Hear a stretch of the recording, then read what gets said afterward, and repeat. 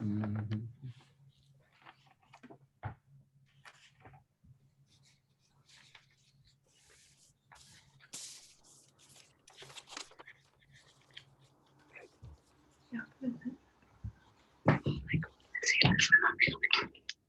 Are we sorted? Almost, just a second. We're going to put this on. Are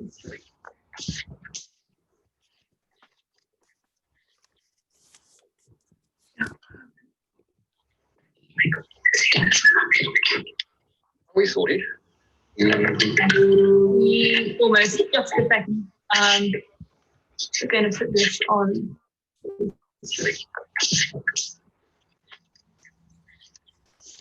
Okay. All right, we are live. Are we sorted? Almost, just a second. We're going to put this on.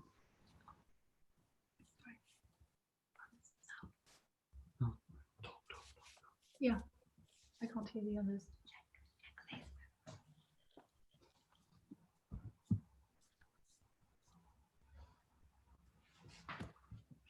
Well, it's a few minutes past 6 on Friday, August the 14th. I think we have untangled a few technical problems. I think we now might be live on YouTube and hopefully Facebook Live as well. So welcome to any of you who've managed to join us tonight. As I say, I hope we've untangled the technical problems, but in time to have an interesting conversation, to celebrate and commemorate VJ Day, which is tomorrow. But more importantly, I think, is to learn more about one of the great legacies of the Burma campaign, a fabulous charity, which I only just got to know, called the Graham Layton Trust. Now, I've been joined, let's do the introductions first. I'll point out that I am Chris Denham. My name's Chris Denham, and I've been a journalist for more years than I care to remember, but I've got a particular love and passion for Asia and the Far East, and actually Burma as well. Now, I've been joined by an old friend of mine, an actor who first sprang to stardom back in the 80s, way back then, in that fabulous TV series, Jewel in the Crown. He's gone on to star in many, many more great things after that. Art Malik. Art, how are you, old thing? Thank you. Very well. We'll be back to you in a moment. Well, Art is a trustee of the Graham Layton Trust, and the patron of that same trust is the politician and author, probably best known for that thrilling piece, House of Cards, Michael Dobbs, so now Lord Dobbs of Wiley, but I'm assured I can sort of leave the formality out tonight. Can I, Michael? Chris, you must. This the one great thing about the Graham Layton Trust is it brings us all together. And as I have a family, I'm used to being humble, so I'm very humble this evening. I'm very delighted to be with you. Very delighted to be with you. I know the feeling. Well, we met a trustee and the patron of the trust, but now I suspect the lady who does actually all the hard work, the chief executive officer, Nusrat Mirza. Nusrat, good evening to you. Good evening. Hello, everyone. Thank you. I know you've got a lot to tell us about the trust, but can we get to that shortly? Because tomorrow is VJ Day. And I'd like to know more about that, because your trust rose out of the Burma campaign. So, Michael, can I come to you? The people who fought the Burma campaign, the British India Army, it measured up to 1 million people at one stage, but yet it's called the Forgotten Army. Why? How can such an important part of the Second World War be forgotten? You know, I think that's a very good and very puzzling question. It was so important because we always remember the scenes that greeted VE Day, and VE Day is always celebrated, but VJ Day was almost an afterthought. Why? I think a number of reasons, possibly because it was so far away. It was the other side of the globe. It wasn't on their doorsteps as the European war had been. Also, I think that Britain was so exhausted by the end of the war that frankly, I think that its ability to enjoy itself and to celebrate had possibly run out. And there is also, I think, a cultural element in here. We were fighting a different people on a different part of the world, on a different continent. And I think that one of the things I love about the Graham Layton Trust is it rises above all of that and brings us all back together. And that's so important today. One extraordinary thing about the Burma campaign in particular was that so many people were involved there. It was something like 1 million people, wasn't it, altogether, in atrocious conditions, weren't they? But the fighting must have been dreadful. The memories that are brought back. I mean, my predecessor's patron was Lord Slim, whose father was a great leader during that war in Burma and the rest of the Far East.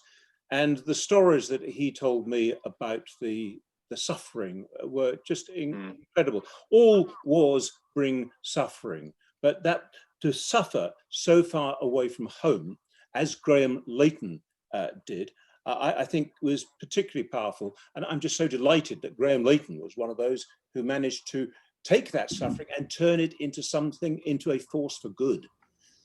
Art, can I come to you? Your father fought in that very same campaign, didn't he? Yes, he did. Yes. He was what was known then as a licensed medical practitioner, and he signed up for the medical corps.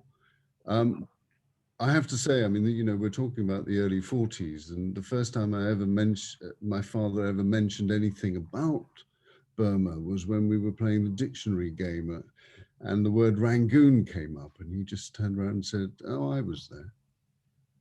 And, you know, suddenly all the children are looking at him going, "When? What do you mean?" He goes, "That's with the British Indian Army," and never said another word. So I think, you know, to pick up from what Michael was talking about, you know, we have to, you know, the things that I hear all the time is people talking about being in the jungle and not being able to see further than you could reach. It's that thick. And to know that you've got to go on these marches, you've got to continue, just keep going through all of this, hacking your way through. I think there was wonderful relationships formed there. I think that this was, for me, VJ Day does mean something a little bit more than just the celebration of the war, you know, the celebration of the defeat of the Imperial Japanese Army over us. But I think what's important is to remember what happened with the Indians, the Chinese, the Malaysians, and the British that were there. I think there was something that was created that made my father want to come to Britain. I think there was something that was created in that camaraderie that made Graham Layton do what he did. What was Graham doing out there, actually, Nusrat? Can I come to you? What was his part in the Burma campaign? Of course. So Graham was actually in the Royal Engineers, and so because of that, he obviously would have been posted to Burma.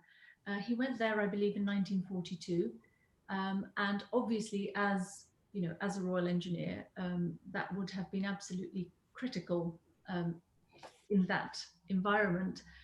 So he was involved in building bridges, in building boats to help take armies and supplies downstream, particularly in the battle to recapture Rangoon.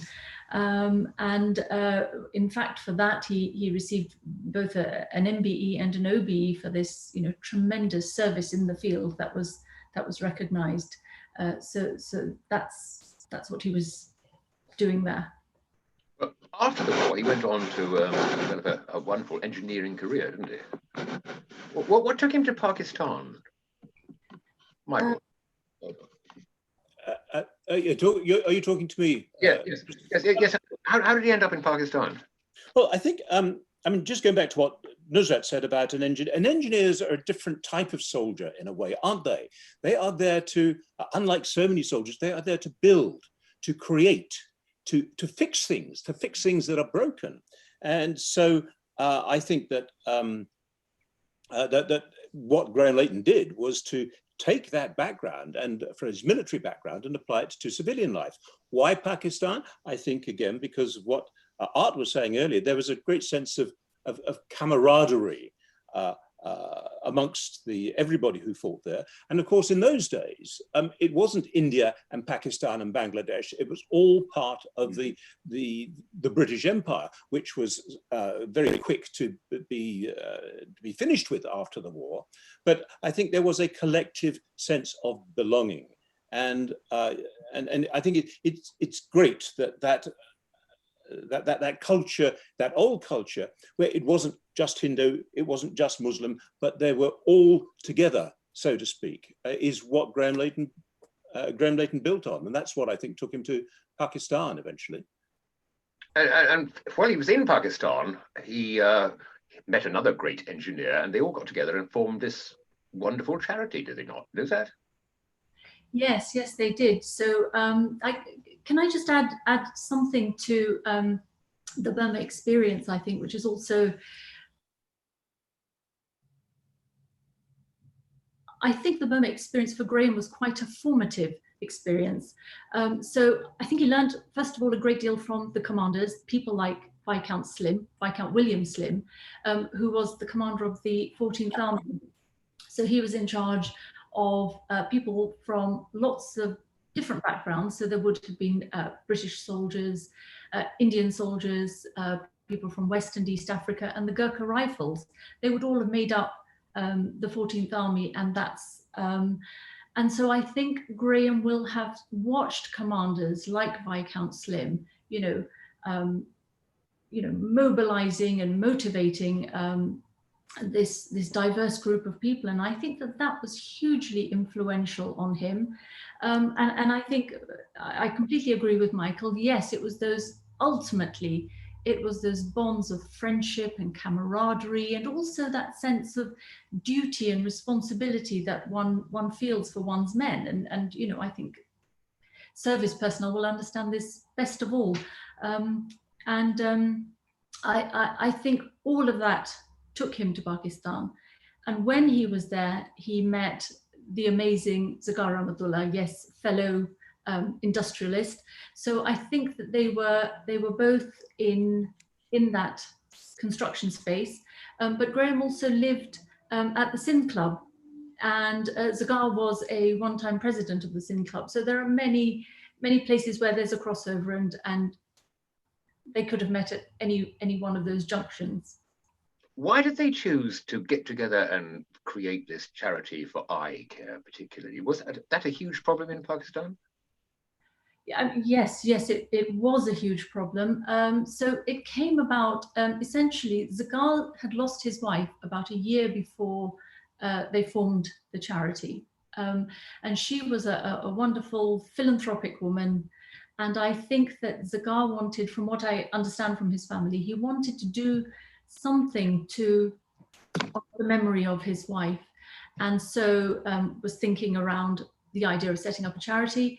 But Graham also, by now 30 years of life, very successful commercial life in Pakistan, had made lots of money, wanted to do something, desperately wanted to give back to these men, to these people that he felt such an affinity with. And so was hatched the idea of starting a charity. And I think eye care particularly was relevant because Zagar had a benign tumor which had been operated on, and as a result of that, he'd lost sight in one eye because of damage to his optic nerve. So eyesight was very, very important to Zagar, and I think also both men recognised that if you can restore someone's sight, you rehabilitate them in so many ways, and they can be productive and independent. So I think in that sense, it was close to their hearts for many reasons. And in a strange way, it's close to your heart, Art, is it not? Because your father was an eye surgeon. Yes. Excuse me. Yeah. Burma was very important to him for, excuse me. Oh, shall we come back to you? Please do. Yeah. While you're getting over your coughing bit, can I come back to you, Michael, and say, of all the charities in the world, and there are many, many, many, many charities, you must have been approached by many, why did you choose the Graham Layton Trust to become patron? Well, for a number of reasons, but I think possibly two things that I want to emphasize. First of all, it appealed to me and my outlook of bringing everybody together. Which is something that's always been important. It's even more important nowadays. No, people shouldn't be living in little boxes in different parts of the world. There is one community out there. We all have something, so we have so much in common. And I wanted to be part of something that operated really on the other side of the world. But there's another reason too, which particularly attracted me.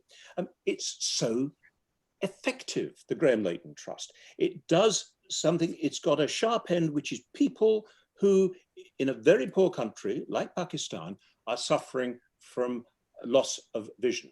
Now, particularly in a society like that, if you lose your vision, you are losing your chance of life. You are losing hope, you're losing the opportunities that you have, and it's a devastating indictment that you're going to have to live a shortened life in immense poverty because you don't have access to what is actually so often a very simple operation, a cataract operation. And we've been able to do so many of these operations. It's extraordinary. You know, we have operated already on 44 million people in Pakistan. That is an extraordinary figure. Absolutely. Well, we've been going a long time, but the essential operation is nowadays, it's relatively straightforward. And in 2 weeks' time, we will be operating on our 45th millionth patient, which I just think is stunning. So it really is, it's not a, you know, a black bureaucratic hole where you give and you support and your work just disappears into you don't know where. This is absolutely focused. This means real people, real lives. And just let me give you, while Art is giving him time to recover, let me give you one example. Our 44 millionth patient was a lady, Kamar Jahan. Now, she's a widow. She's a female health worker. She has disabled children. And now her job as a health worker is to go from door to door and talk to people and educate people about vaccination, something that's hugely important, changes lives. But of course, if you don't have eyesight, you can't do that. You can't reach out. You can't help all these other people. And yet with a relatively simple operation, we were able to support Kamar and to make sure that she's back at her work, supporting all these other people. So, I mean, it excites me that this charity is so sharply focused. I can see your enthusiasm, actually. But Art, hopefully you've recovered from your coughing fit. You've seen this at the sharp end, haven't you? You've been out there to see the work. Hello? Hello, Art? Have we lost you again? No, we've got you. Oh, hello. Right. It's important to, if I could go back to your original question about my father. I mean, yes, my father was in Burma, and the reason he went into Burma was because he'd signed up and he thought, well, you know, let's see where this takes. There was always this hint that, you know, that if you served in the British Army, certain doors would open to you or certain scholarships would be made available to you. And what he wanted to do was get his MBBS so that he could become a proper doctor. When he left the British Army, the British Indian Army, that's exactly what happened. He applied to get into Patron Medical College, and the fact that he'd been in Burma and was a veteran, he got a scholarship to go there. Having then completed that, we now come to independence in 47. My father was led to believe that actually the better place for him to go would be Pakistan because of the Muslim-Hindu divide and everything. So he went to Pakistan. In Pakistan, he realized that actually what he wanted to do was ophthalmology. And the one place to do that was to come to Britain. So the government allowed him to come to Britain on his own, not with his wife, not with his 5 children in 1953. And he came and he got his diploma in ophthalmology, realizing at that point that actually it didn't mean that much. It was a little bit like his licensed medical practitioner thing. He wanted to become a fellow of the Royal College. So he stayed. He stayed. Now, I think one in all of this, when we talk about these men getting together, there is actually the camaraderie of the women. My mother had friends there, women there, who sort of said, well, you should be in London. Take the 5 boys here, have some money to buy the ticket, you know, buy your passage there and pay us back when you can. And so she arrived in Britain with me and 5 boys in 55. And my father completed his FRCS with all these children around. And My mother. He then decided to go to Saudi Arabia, and when he retired, he then went to Pakistan. He arrived in Pakistan just around the time that LRBT was being set up. Well, my father was in seventh heaven. He'd retired. He could now use all of that. He could teach. He could even do surgery, all of these things, and he did that right until he couldn't do it anymore. So the circle for me is complete. The circle about why Burma links Graham and my father, and I have this romantic idea of the two of them sort of wandering around the streets of Rangoon just after it was reoccupied and sort of saluting each other, not knowing that their lives would come together sort of back in, in the middle of the 80s. And you've been to Pakistan and seen the work of the charity at ground level, haven't you? Yes, I mean, I was, a few years ago, I got involved because they asked me if I would host a gala event at the Four Seasons, and a night at the Four Seasons in London is not to be turned down by anybody. And so I did, and I realized that that was the charity that my father was involved in. So I decided to go and see for myself, because the charity that he was involved with, it started with a 40-foot container in Karangi, which is one of the poorest parts of Karachi. Well, today, when I went there, there's this wonderful hospital, and there must have been about between 1,200 and 1,500 people that arrived that morning. This happens every day. They get divided into men, women, the infirm, the children, and then they wait. They're asked for only one thing, Chris. They're asked for their names. Give us an address if you wish, but just tell us who you are. Nothing else is asked of them. They are then seen. They are then treated. And if they need medicines, I looked in the pharmacy and picked up the medicine, and they weren't past their sell-by date, not by a long chalk. This is good stuff. This is exactly what one of the tenets of the charity is, that even though it is a charity and it's free, the service must be first class. What would happen to these people if that charity did not exist? They'd be blind. Seriously, as much as that, we'd be talking about 44 million people would be blind. Well, Getting on. Blind. They would, as Michael pointed out, this lady wouldn't be able to do her job. The family would be affected. There is very, very little social backup in places like Pakistan. They don't have the money or the resources to take care of that. So charities like the Graham Layton Trust, which raises hard capital here in the West, we raise pounds. For every pound you get 100 rupees, and 100 rupees goes a long way in Pakistan. Michael, as patron of the trust, I mean, you're operating in a climate where there are a lot of charities. The public might have a touch of charity fatigue. How do you persuade them to part with their money and give it to you? It's a very good question, and you're absolutely right. I think that there are several answers to that. One, of course, is the passion that we have for it.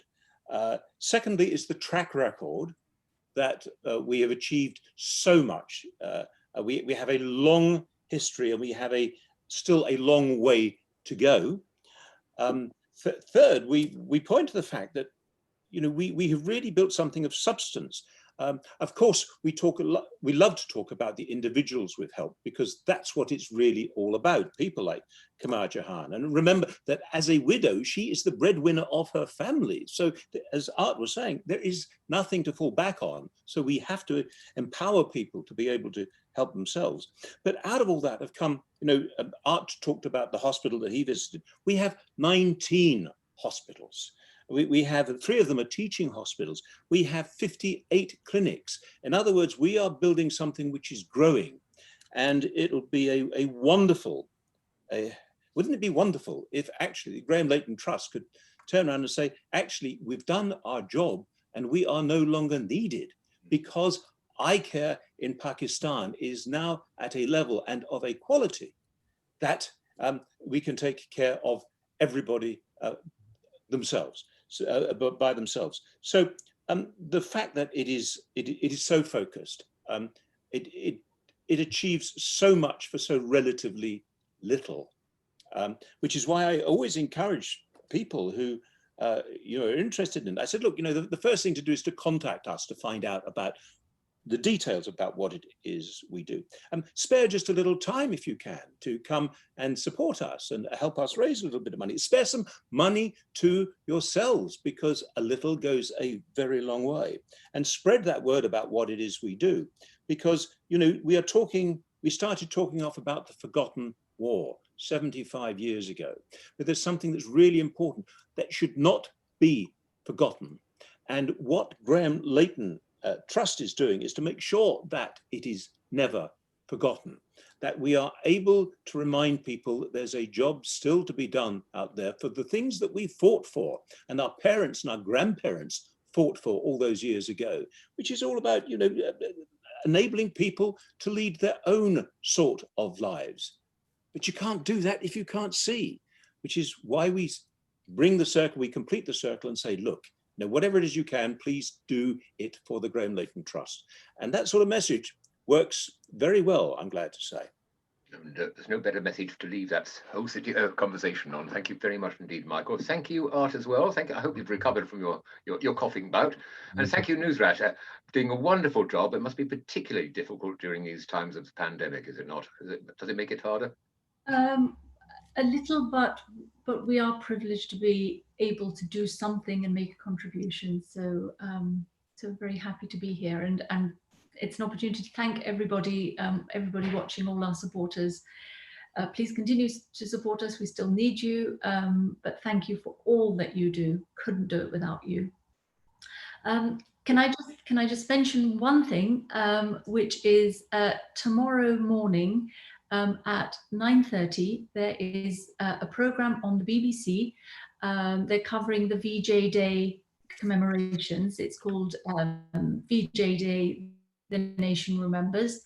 9:30 BBC One. Art is going to be on that program. He will be interviewed, and then you are hosting the formal part of the tribute. Is that right, Art? Yes, I am. Yes, I am. I mean, we've been asked by the Royal British Legion I've been asked by the Royal British Legion if I would host the event. I've said yes, and the reason for that is because not only because of my father being a veteran, but because of Graham Layton. So we've taken two people who shall never be forgotten, and hopefully we've had I've enjoyed talking, and you're absolutely right. Please keep supporting us. Thank you for watching, and hope to see you soon. Nusrat, Michael, Art, good luck tomorrow. Thank you very much indeed for joining us. Thanks a lot. Thank you.